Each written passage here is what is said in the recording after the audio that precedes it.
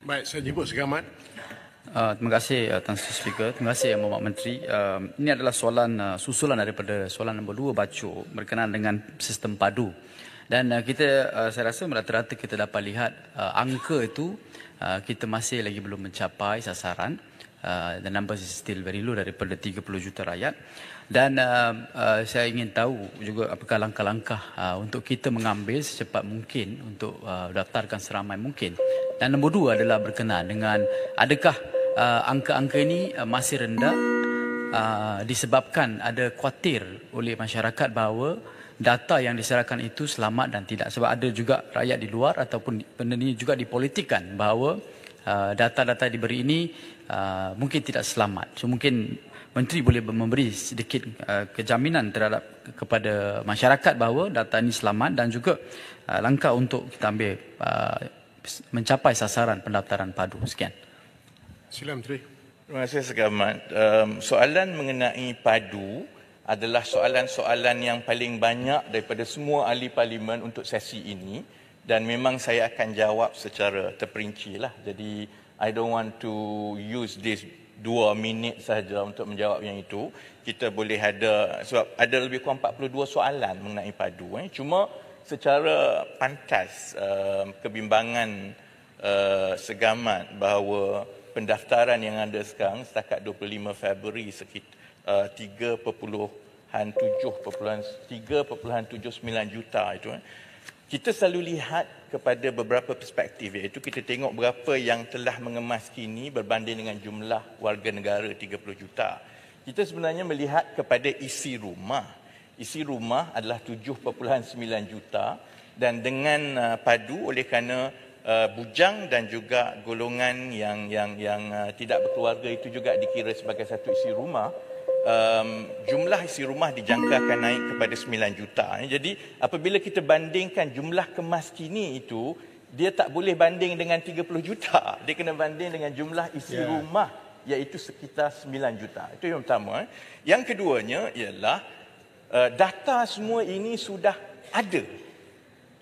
Yang kita nakkan ialah supaya ia dikemas kini, apabila ia dilaksanakan tidak timbul orang kata kenapa saya tak dapat, kenapa saya begitu dan sebagainya. Jadi soalan sama ada, adakah dengan pendaftaran atau kemaskini yang dikira masih rendah berbanding dengan jumlah 30 juta, adakah itu mempersoalkan integriti data dalam padu? Itu pun kurang tepat Segamat. Kerana kalau data yang ada dalam padu itu dikira tidak tepat, semua data yang dalam sistem kerajaan daripada kerajaan persekutuan kepada kerajaan negeri, kepada lembaga zakat dan sebagainya pun tidak tepat. Kerana maklumat itu datang daripada data-data ini. Jadi yang terbaik ialah kita akan pastikan bahawa tempoh berbaki sebulan ini dapat dimanfaatkan sepenuhnya oleh seberapa banyak keluarga dengan mengambil kira juga beberapa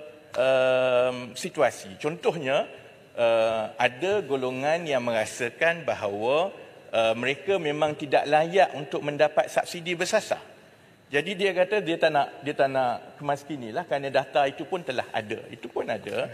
Ada juga yang mungkin akan menunggu di masa yang lebih dekat dengan 31 Mac. Ada juga yang mungkin akan terkejar-kejar untuk mengemaskini apabila kerajaan mengumumkan bentuk-bentuk subsidi bersasar. Tapi itu tidak mengganggu perancangan bahawa semua data maklumat isi rumah ini daripada data pentadbiran mestilah tersedia menjelang 31 Mac 2024 untuk membolehkan program-program sosioekonomi kerajaan yang seterusnya beralih kepada kaedah pendapatan boleh guna isi rumah bersih. Terima kasih. Aitam, silakan. Terima kasih Menteri. Saya meneliti jawapan. Mungkin sebelum tu ada ramai yang salah faham. Kerana B40 T20 sebenarnya tak dimansuhkan. Nak naikkan pendapatan setiap kategori itu adalah tanggungjawab kerajaan. Tapi subsidi tidak dibagi semata-mata kerana klasifikasi ini. Saya setuju ini. Dan disposable income ni konsep yang baru. Saya cuma nak bertanya kepada Yang Berhormat daripada pendengar tadi.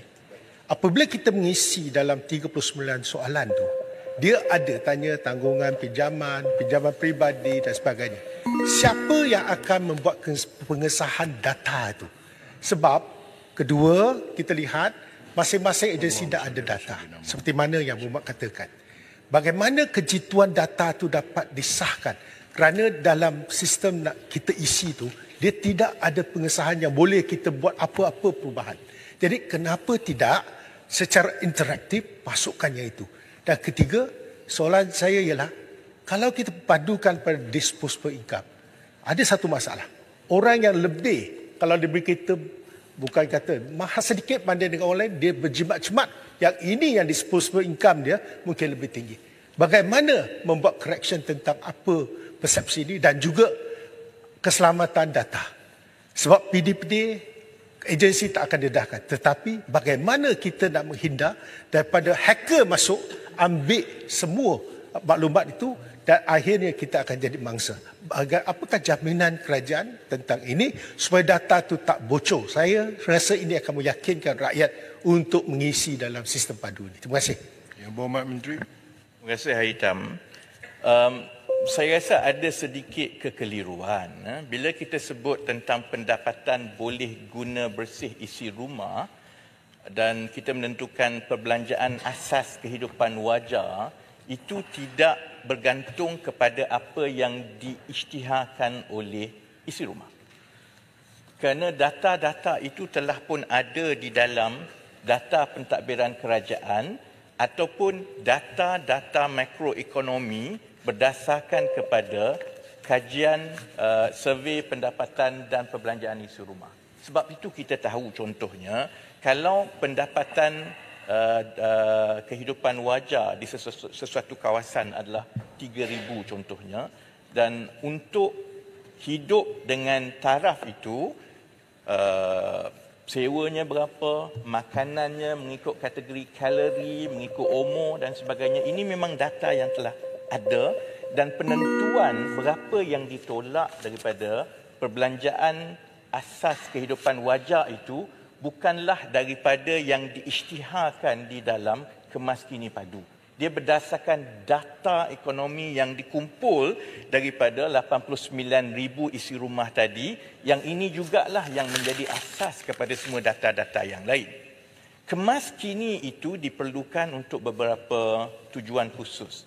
Pertamanya ialah untuk kita memastikan tidak ada keciciran. Jadi kalau ada contohnya kumpulan atau keluarga yang pendapatannya dan pendapatan boleh guna bersih keluarganya itu memang layak untuk dapat pendapatan, tetapi tidak pernah ada dalam senarai baik STR, baik JKM dan sebagainya, inilah yang menjadi tujuan pertama untuk mengenal pasti kumpulan-kumpulan ini, iaitu untuk kita mengatasi exclusion error. Satu lagi ialah untuk mengatasi inclusion error.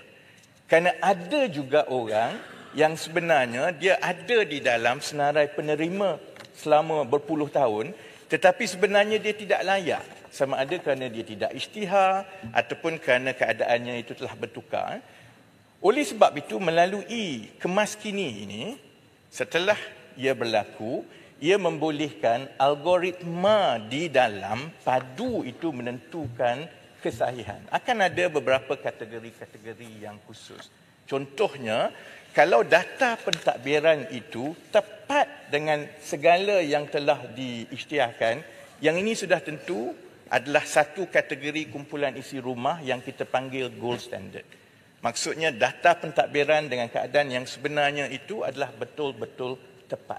Tapi kalau ada perbezaan ataupun ada perkara yang berlainan, algoritma ini akan mengesahkan dan kemudian akan dimasukkan dalam kategori yang akan dikaji dan akan disahkan dengan lebih baik. Contohnya, ada keluarga yang selama bertahun-tahun mendapat bantuan kerajaan melalui daripada BRIM sampai STR. Kerana kita tidak semak jumlah kereta yang dia ada. Jadi apabila contohnya satu keluarga itu dia dah masukkan, dia tunjuk pendapatan dia 1,500, belanja dia, jadi dia betul-betul miskin tegar dan dia dapat bantuan. Tetapi dengan data pentadbiran, kita dapat tahu sebenarnya dia ada kereta 5 biji. Kereta dia kereta mewah dan anggaran tengok kepada di mana dia duduk dan sebagainya. Ini mustahil seseorang yang pendapatan yang selama ini dia kata banyak ini boleh ada kehidupan seperti ini dan ia disahkan oleh data-data pentadbiran. Yang ini masuk satu kategori yang hitam. Yang ini masuk satu kategori. Dan kita akan mula bersihkan satu persatu. Jadi itu sebenarnya tujuan kemaskini itu. Sebenarnya untuk membolehkan kalau sebelum ini setiap kali kerajaan membangunkan satu program sosioekonomi dan bantuan yang besar, memang akan timbul masalah. Ada orang kata saya patut dapat tapi tak dapat, orang itu sepatutnya tak dapat dan sebagainya. Jadi padu ini ialah satu cara yang kita menginstitusikan termasuklah dengan kemahiran data yang lebih tinggi supaya itu memudahkan kerajaan untuk mengenal pasti, membersihkan dan mencapai mereka yang sebelum ini terkeluar daripada bantuan yang sepatutnya. Terima kasih. Terima kasih, Pak Menteri.